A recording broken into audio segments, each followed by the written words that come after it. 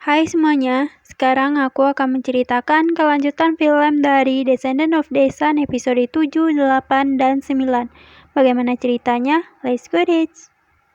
Di sini, Yu Jin dan timnya sedang mencari korban yang tertimbun bangunan. Lalu datanglah manajer yang menginginkan kantornya agar dibongkar karena ada dokumen dan barang berharga di dalam kantornya itu. Tetapi Dayong tidak mau membongkarnya karena akan menyebabkan kerusakan. Lalu bawahannya mengatakan dia mendapatkan sinyal. Itu bertanda ada korban yang selamat dari reruntuhan itu. Sedangkan di sini, pekerja ini sudah putus asa, namun ditenangkan oleh kakek tua. Lalu terdengarlah teriakan bahwa tim penyelamat akan menyelamatkan mereka semua. Lelaki ini mengatakan, "Manajer Joe, kami ada di atasmu, bertahanlah." Sedangkan di luar, para tentara memikirkan strategi untuk menyelamatkan mereka semua. Tetapi mereka tetap diganggu oleh manajer bodoh ini, supaya kantornya dibongkar karena ada dokumen berharga di dalam kantornya itu.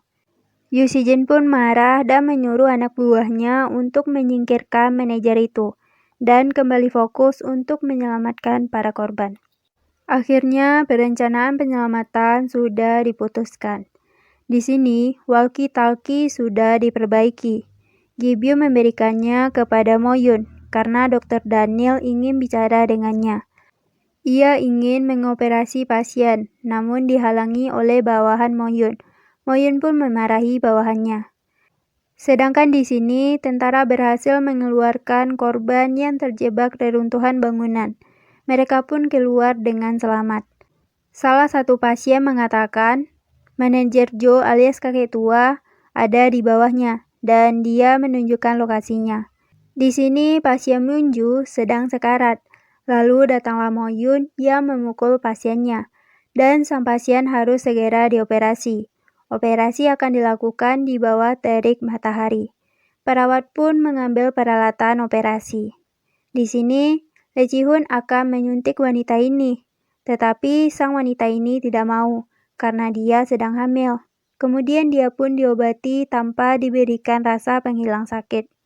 Di sini ada para wartawan yang akan melakukan wawancara, tetapi Gi-byun tidak bisa bahasa Inggris. Gi-byun menyuruh mewawancarai Dr. Ha, tetapi Dr. Ha bilang dia sedang sibuk.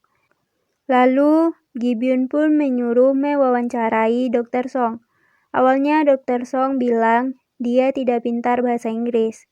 Kemudian ia bicara dalam bahasa Inggris. Ternyata Dr. Song ini adalah dokter terpintar di antara mereka semua. Oke. Wah, cikine. Lalu Gi-byun mendengar ada yang membutuhkan darah AB. Gi-byun pun mengatakan ia bisa membantunya. Di sini Moyun dicari oleh Yu Jin supaya Moyun ikut dengannya. Ternyata Moyun dibawa kepada kakek tua yang terimpit reruntuhan dan satu pekerja yang dadanya ditusuk oleh besi. Berita mengerikannya hanya salah satu dari mereka saja yang bisa diselamatkan. Moyun pun keluar untuk mempertimbangkannya. Lalu datanglah sang manajer ini, supaya Yu Jin ini mau membongkar kantornya. Yu Jin pun menyuruh manajer membongkar kantornya dengan sekop. Saat pembicaraan itu, tiba-tiba ada reruntuhan. Yu Jin menyelamatkan sang manajer. Lalu ia bertanya kepada manajer apakah dia baik-baik saja. Sang manajer berkata dia baik-baik saja dan melihat darah saat Yu Jin pergi dari tempat itu. Di sini wartawan menjadi pendonor darah. Ia mengatakan ke wanita itu ia ingin mewawancarai Dr. Daniel. Hal itu membuat sang wanita ini sangat kesal karena dia sebenarnya adalah kekasih dari Dr. Daniel. Moyun mengatakan keputusannya kepada Yu Jin. Dia menyelamatkan karyawan yang dadanya ditusuk oleh besi. Sedangkan kakek tua meninggal dunia, karena hanya salah satu dari mereka saja yang akan selamat, sebab reruntuhan bangunan mereka saling menyambung. Para korban sudah terevakuasi. Myunju pun berhasil melakukan operasi. Lalu datanglah pasukan lain yang akan menggantikan tugas mereka di sana. Di Korea, ayah Myunju sangat memuji Yoo Si-jin kepada ayah Yoo Si-jin. Namun di sini tampaknya ayah Yoo Si-jin sangat bijaksana nih.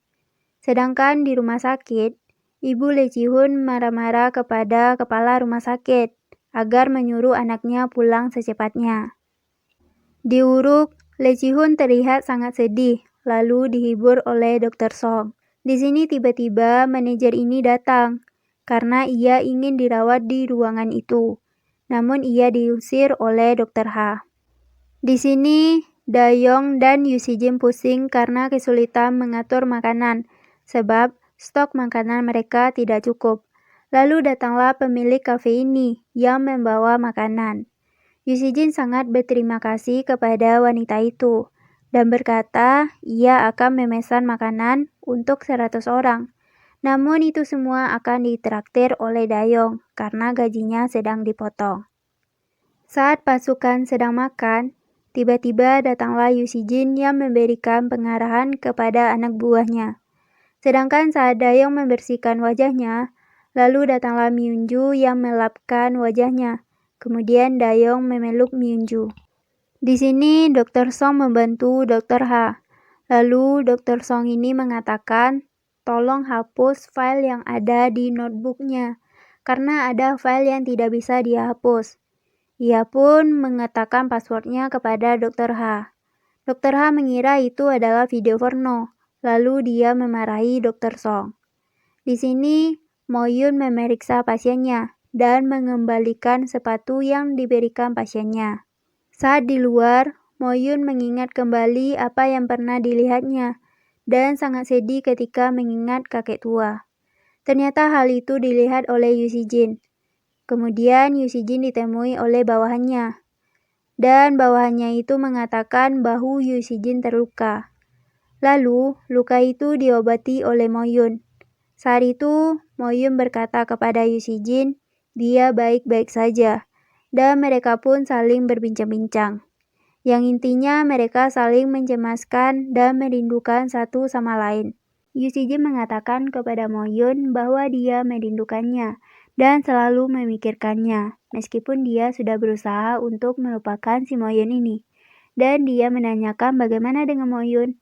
Lalu dia akan pergi dari tempat itu. Tetapi Mo-yoon berkata, bolehkah dia meminjam telepon?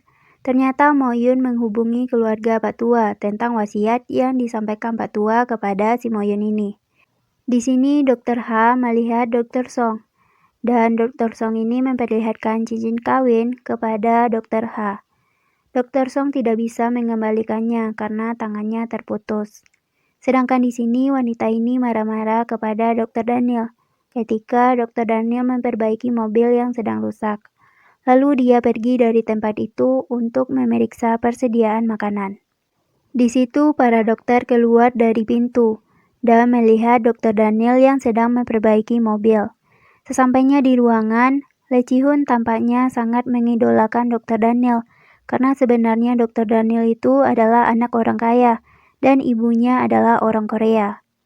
Di sini Mo-yoon keluar sambil menangis, lalu dihibur oleh Yoo Si-jin dengan melihat bintang yang sangat cantik.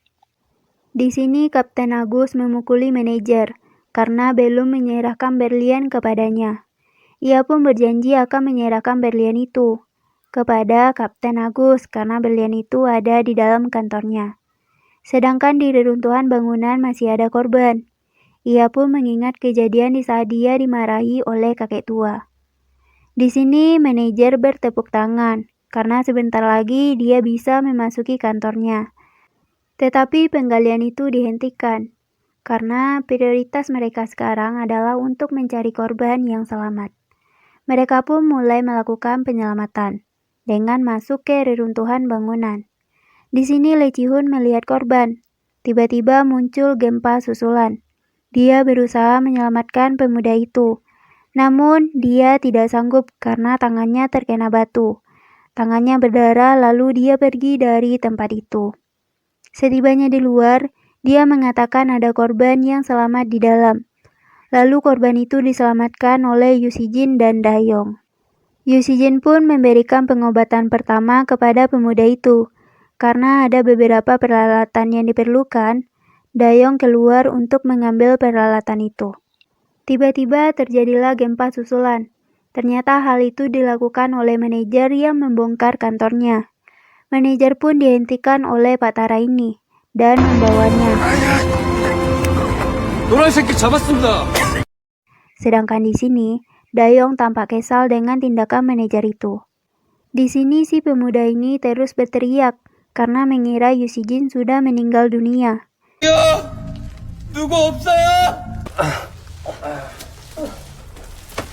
Yu Si-jin seperti menulis sesuatu di tangan pemuda itu. Lalu datanglah Dayong yang menyelamatkan mereka. Di luar, Lee Ji-hoon seperti ketakutan. Sedangkan Mo-yoon melihat ada tulisan di tangan pemuda itu dan menanyakan siapa yang membantunya. Si pemuda ini bilang ajusi tentara, dan ia bersyukur karena melihat dokter yang sangat cantik. Lalu keluarlah Yu Si-jin yang mengoceh-ngoceh kepada pemuda itu karena sudah merayu Mo-yoon. Di sini Yu Si-jin ingin dirawat oleh Mo-yoon, sedangkan manajer ini terus mengoceh, lalu ia dipukuli oleh Dayong.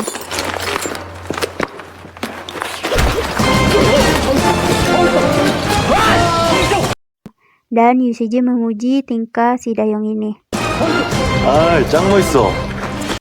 Ketika diobati Mo-yoon, Yu Si-jin terus bicara, namun Mo-yoon diam saja. Setelah mengobati, Mo-yoon berkata, dia sangat mengkhawatirkan Yu Si-jin. Lalu datanglah Ki Byun yang mengabarkan atasan Yu Si-jin ada di sana. Namun Mo-yoon malah menyuruh atasan Yu Si-jin untuk menemuinya di ruangan itu. Yu Si-jin dan Ki Byun seperti terkejut mendengar ucapan Mo-yoon. Atasan Yu Si-jin pun menemui Yu Si-jin. Lalu datanglah manajer yang mengatakan dia telah dipukuli oleh Dayong. Mereka semua pun dikumpulkan di ruangan letnan, sambil manajer terus mengoceh. Namun, letnan ini malah menuntut balik manajer dan menghukum bawahannya karena telah membiarkan warga sipil berada di kawasan bencana. Ketika dihukum, mereka bertiga ini terus mengoceh. Lalu Myunju ini berkata, hukuman kalian tidak sepadan. Seharusnya kalian memukuli pria itu sehingga dia tidak bisa bicara lagi. Tiba-tiba Yu Si-jin melihat Mo-yoon dan menghentikan hukumannya karena ia ingin konsultasi dengan dokternya. Di situ Mo-yoon memberikan obat kepada Yu Si-jin, lalu pergi dari tempat itu. Di sini Mo-yoon mengatakan kepada timnya, mereka akan pulang. Tapi di sini ada yang boleh pulang duluan dan ada yang tetap tinggal di sana karena mengkhawatirkan pasien mereka. Sedangkan di sini, Dr. Song akan tetap tinggal. Hal itu membuat Mo-yoon tersenyum. Di sini Lee Ji-hoon memperhatikan pemuda itu dari kejauhan. Lee Ji-hoon seperti sangat ketakutan. Ditambah lagi pemuda itu dendam dengan Lee Ji-hoon karena tidak menyelamatkannya. Si pemuda mencari Pak Tua dan menemukan Pak Tua di daftar orang meninggal dunia. Pemuda ini sangat marah dan menangis. Di sini, Yu Si-jin memberikan pengarahan dan memberikan penghormatan kepada orang-orang yang sudah meninggal dunia dengan tanda sirine. Jadi, jika mereka mendengar sirine, mereka disuruh menghentikan kegiatan dan berdoa untuk para korban. Di sini para dokter sedang berkumpul. Lalu Dr. Song berkata dia akan membeli mobil. Dan dia menanyakan mobil seperti apa yang disukai oleh Dr. Ha. Yang lain seperti bersorak, jadian, jadian. Tiba-tiba jaringan mereka aktif, lalu sebagian mereka keluar dari ruangan itu. Kemudian Mo-yoon ditelepon oleh temannya sambil mengoceh, dan menyuruh Mo-yoon agar cepat pulang. Ditambah istri Lee Ji-hoon terus merengek kepadanya, karena Lee Ji-hoon tidak mengangkat teleponnya. Di sini mereka ini melihat Dr. Daniel, dan terlihat terpukau melihat kegantengan Dr. Daniel. Lalu datanglah Dr. Song yang menyuruh mereka bubar, karena Dr. Song sangat cemburu. Di sini Yu Si-jin dan Dayong sedang menyelesaikan tugas mereka bersama. Lalu datanglah Myunju yang mengatakan ayahnya ingin bicara dengan menantu kesayangannya, yaitu Yu Si-jin ini. Dayong sangat cemburu. Lalu Yu Si-jin keluar sambil marah-marah. Di ruangan ini, Dr. Daniel berhasil memperbaiki speaker. Lalu Mo-yoon menyalakan musiknya. Di ruangan lain, Dr. Song memberi Dr. Ha minuman. Dr. Ha seperti terkejut, lalu meminum air minumnya. Sedangkan di sini, Myunju merayu Dayong. Lalu Dayong mengatakan dia ada urusan, kemudian pergi dari tempat itu. Musik pun berhenti.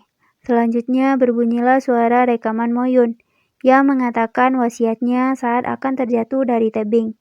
Ia mengatakan ia menyukai Yu Si-jin dan merasa sangat bahagia dicium oleh pria seganteng Yu Si-jin.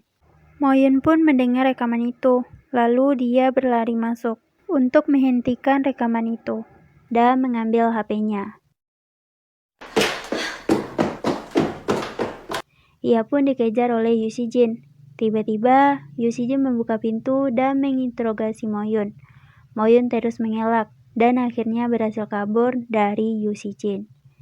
Di sini Dr. Ha sedang berbicara dengan Dr. Song. Sedangkan para tentara ini bertaruhan bahwa Moyun dan Yu Si-jin berpacaran. Lalu Patara ini pergi meninggalkan anak buahnya tanpa membayar uang taruhannya. Dia pun disusul oleh anak buahnya. Di sini Moyun dan timnya mengadakan rapat.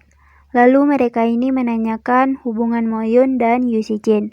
Sehingga Moyun marah-marah dan keceplosan soal hubungannya dengan Yu Si-jin. Timnya pun pergi dari tempat itu. Di sini Lee Ji-hoon sedang memeriksa pemuda itu. Lalu si pemuda itu ingin dokternya diganti. Dr. Song pun berkata bahwa mereka tidak punya dokter lagi. Dokter yang lain sedang sibuk. Di sini Moyun berusaha menghindari tentara karena dia sedang malu. Lalu datanglah Myunju yang mengagetkan Moyun. Moyun pun bertanya kepada Myunju, apakah dia tidak takut punya pacar tentara? Myunju menjawab semua pertanyaan Moyun, yang intinya dia tidak takut punya pacar tentara. Lalu Myunju pergi dan bertemu dengan Yu Si-jin. 웬 궁상입니까? Yu Si-jin pun menanyakan pertanyaan yang sama kepada Myunju. Hal itu membuat Myunju kesal. Lalu datanglah Dayong. Dengan kesal, Myunju pergi dari tempat itu. Karena Dayong hanya memegang bahunya, bukan memeluknya. Yu Si-jin pun meledek Dayong dan pergi dari tempat itu. Di pagi hari, Moyun dikerjai oleh rekan kerjanya dengan mengatakan, "Oh, Kapten Yu, selamat pagi." Moyun pun lari dari tempat itu dan berhenti di depan Yu Si-jin yang berada di dekat jendela. Yu Si-jin pun tahu bahwa Moyun sedang diledek oleh rekan kerjanya. Lalu, Yu Si-jin pun merayu Moyun dengan mengatakan Moyun sangat cantik. Yu Si-jin pun melihat Dayong dan berjanji akan bertemu Moyun 10 menit lagi. Lalu dia menutup pintu. Kemudian Myunju datang dan membuka pintu itu. Begitu juga dengan Dayong. Di sini para tentara diobati tradisional oleh wanita ini. Dan wanita ini mengatakan asal-usulnya kepada Gi-byun. Gi-byun pun terus mengoceh, lalu dilempar oleh Pak Tara. Di sini Moyun dan Yu Si-jin sedang berada di dalam mobil dan berbincang-bincang. Lalu mobil mereka menabrak ranjau. Yu Si-jin pun mencek kondisi. Ternyata mereka terjebak di area ranjau akibat dari bencana gempa. Yu Si-jin pun menyuruh Moyun mengikutinya, lalu memberi tanda bahwa area itu adalah area ranjau. Mereka pun berjalan kaki, lalu menstopkan mobil untuk menumpang ke barak mereka. Di sini Yu Si-jin dan Moyun kembali berbincang-bincang, dan mereka pun berciuman. Mereka pun sampai di barak. Hal itu dilihat oleh Dr. Ha dan Dr. Song, karena di kepala mereka ada rumput kering. Di sini manajer ditemui oleh Kapten Agus, dan menyerahkan berangkasnya yang rusak kepada Kapten Agus. Kapten Agus pun mengarahkan senjatanya kepada manajer, karena terlambat menyerahkan berliannya. Setelah diperiksa, ternyata berliannya tidak ada di berangkasnya. Mereka semua telah ditipu oleh sang manajer. Di sini, manajer mencari gara-gara dengan dokter, supaya dia dikirim ke Korea. Lalu dia dibawa oleh Dayong. Dayong pun menggertak manajer. Lalu manajer ini bilang, ia hanya ingin kembali ke Korea. Lalu datanglah Lee Ji-hoon Ia menyerahkan tempat duduknya kepada manajer.